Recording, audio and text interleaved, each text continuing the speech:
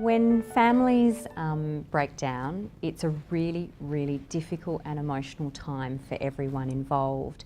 And I guess the ante is upped even further if you're finding it difficult to come to an agreement with your ex and therefore are already involved in or are looking like you're going to be involved in a family court process about child arrangements and things like that. A lot of practices actually will feel really uncomfortable about working with children in particular if the parents are involved in family court. And I certainly have heard of many occasions where clients said, I did a massive ring around trying to find a therapist for myself or my children, but as soon as I said that we were involved in family court, people actually said, sorry, I'm not able to provide a service.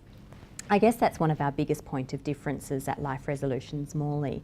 All of us practitioners actually are happy to work with people who are involved in any court process, to be honest. We do a lot of medico-legal work, and we've all got court experience as well. So we've been called to court and testified in court as either therapists or assessing practitioners.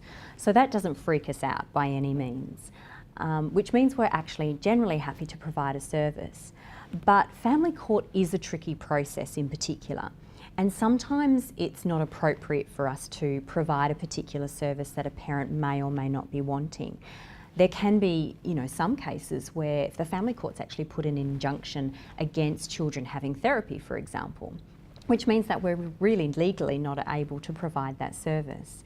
Now, they're in extreme cases. That doesn't always happen, but it's really important for us to be able to understand, again, the family system and any rules that are in place that the family court have set about contact and parental involvement in things like the children's health and education, and of course seeing a psychologist would fall under health.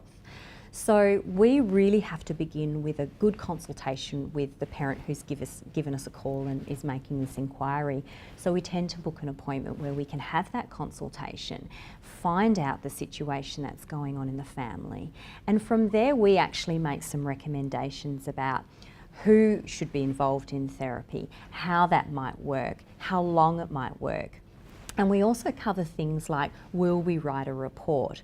If parents ask us to, will we actually hand over our notes if we're asked to do so by the family court? Because there's scenarios that definitely pop up as well.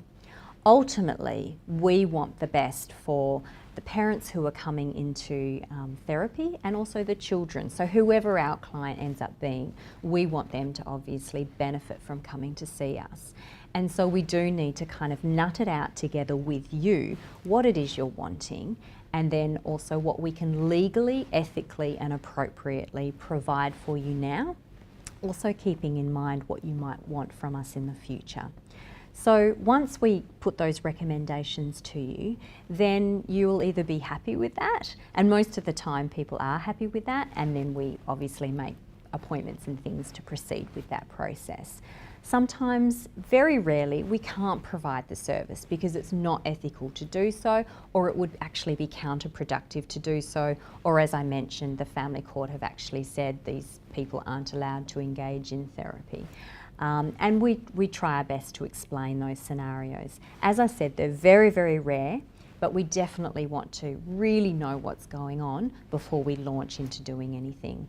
So certainly we can help you, and we're one of very few psychologists who are happy to do that, and we'll start with the consultation process.